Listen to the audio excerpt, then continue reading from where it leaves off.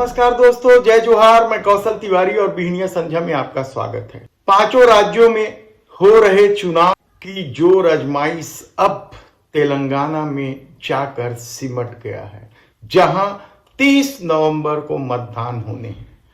सत्ता किसकी बनेगी, किस तरीके का खेल हो रहा है, यह किसी से छिपा नहीं है, क्योंकि सोशल मीडिया के इस दौर में क्या कुछ देखने को नहीं मिल रहा। तब सवाल उन 4 राज्यों का नहीं है जहां के रुझान कांग्रेस के पक्ष में दिखाई दे रहे हैं। तेलंगाना में भारतीय जनता पार्टी सत्ता तक तो पहुंच ही नहीं पाएगी, लेकिन अब वह पूरी ताकत कांग्रेस को रोकने में लगी है। और हकीकत क्या है, क्या परिणाम आएंगे, इसका पता 3 दिसंबर को चलेगा।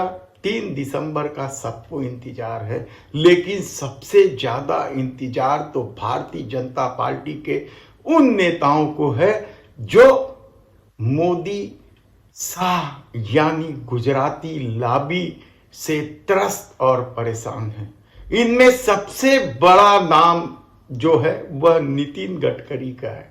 उन्हें किस तरीके से कोर ग्रुप से अलग किया गया, किस तरीके से उन्हें दबाने की कोशिश की गई इस दौर में, यह भी किसी से छिपा नहीं है। और कहा जा रहा है कि यदि 5 राज्यों के चुनाव मोदी शाह के अनुकूल नहीं गए, यानी भारतीय जनता पार्टी के अनुकूल नहीं गए, तब पार्टी के भीतर बहुत बवाल मचने वाला है। और उस बवाल का नेतृत्व क्या नितिन गडकरी करेंगे, यह सबसे बड़ा सवाल है। क्योंकि 5 राज्यों में जो चुनाव हो रहे हैं उनमें देश के प्रधानमंत्री नरेंद्र मोदी ही चेहरा है, और जब वे चेहरा हैं तो फिर हार की जिम्मेदारी भी उन्हीं की होगी।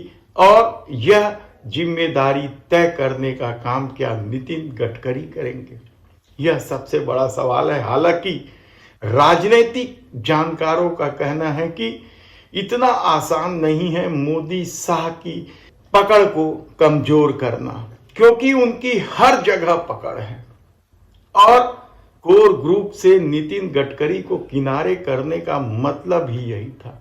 तब दूसरे नंबर पर किसे इंतजार है, राजस्थान के पूर्व मुख्यमंत्री वसुंधरा राजे सिंधिया की, जिसकी मोदी शाह से कभी नहीं बनी, और इस विधानसभा चुनाव में उन्हें किनारे लगाने की पूरी कोशिश की गई। इस फेहरिस्त में आप मध्य प्रदेश के मुख्यमंत्री शिवराज सिंह का भी नाम ले सकते हैं, लेकिन आखिरी वक्त में जिस तरीके से शिवराज सिंह को जगह दी गई या महत्व दिया गया, उसके बाद शिवराज सिंह को भी क्या 3 दिसंबर के फैसले का इंतजार है। लेकिन इससे भी बड़ा इंतजार तो उत्तर प्रदेश के मुख्यमंत्री योगी आदित्यनाथ को है, क्योंकि इस दौर में शाह से उनकी बिल्कुल भी नहीं पटती, और उन्हें किनारे लगाने के लिए जिस तरीके से उप मुख्यमंत्री केशव प्रसाद मौर्य को सामने लाया गया। अयोध्या में हाल में ही हुई कैबिनेट बैठक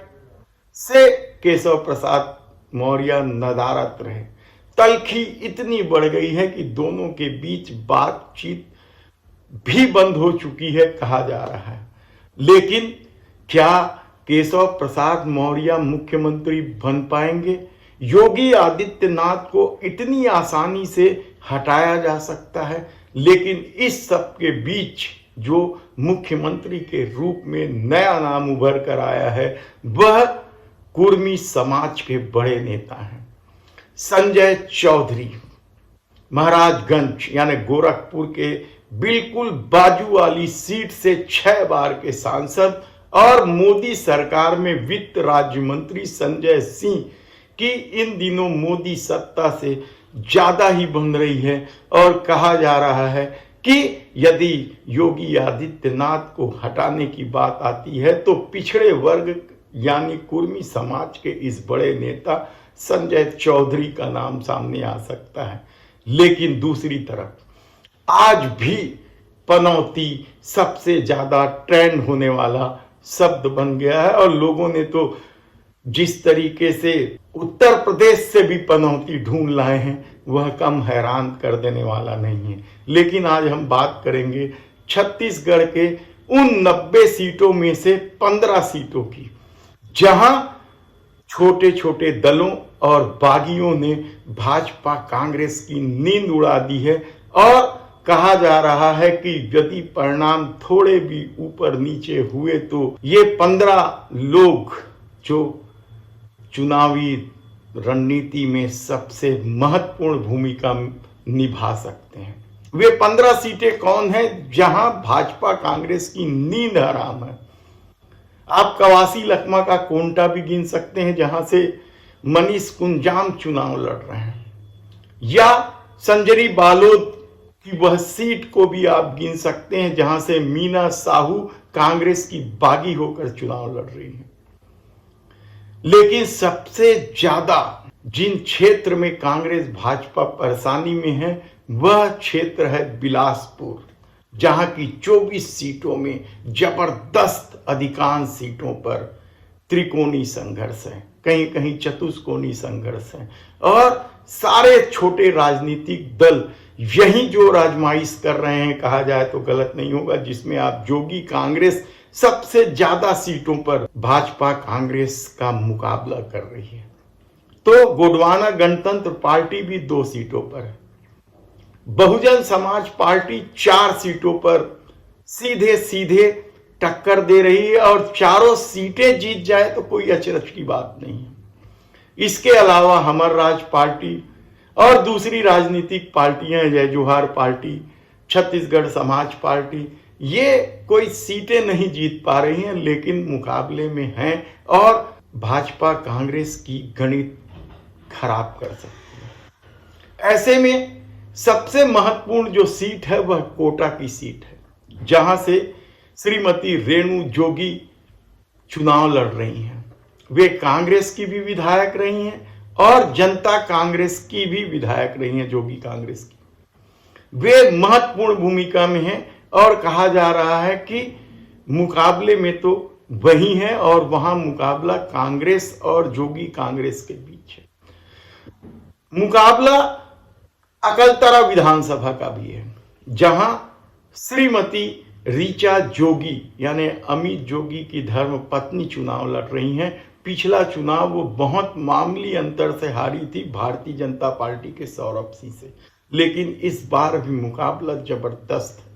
इसके अलावा लोरमी में भी जोगी कांग्रेस की जबरदस्त पैठ है।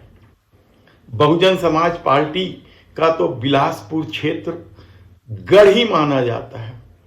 पामगढ़, जयजयपुर, चंद्रपुर सहित मस्तूरी, कई नाम आप सीटों का गिन सकते हैं, बिलाईगढ़, जहां बहुजन समाज पार्टी की जबरदस्त पैठ है और कहा जा रहा है कि इस बार वे कुछ सीटें बढ़ा सकती है। अब तक अविभाजित मध्य प्रदेश से भी यदि बहुजन समाज पार्टी का छत्तीसगढ़ में दखल देखे तो वह 1-2 सीट से ज्यादा नहीं जीत पाई थी, लेकिन इस बार कहा जा रहा है कि वह कुछ सीटें बढ़ा सकती है। तो क्या जोगी कांग्रेस की भी सीटें बढ़ रही हैं? पिछले चुनाव में उन्होंने बहुजन समाज पार्टी से गठबंधन करके 5 सीटें जीती थी और इस बार कम से कम 8 सीटों पर वह मुकाबला दे रही है, जिसमें मरवाही की भी सीट है, जो कभी उपचुनाव के पहले जोगी परिवार का घर माना जाता था। वहां से कांग्रेस और जोगी कांग्रेस के बीच ही मुकाबला है।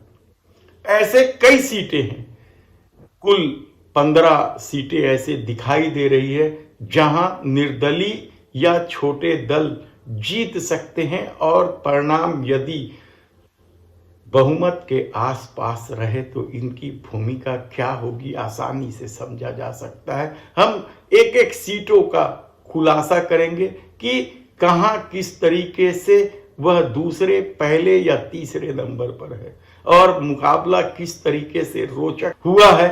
यह रुझान अब धीरे धीरे सामने आने लगे हैं। हम कुछ ही आने वाले दिनों में आपको बताएंगे कि कहां किसकी धमक है। धन्यवाद।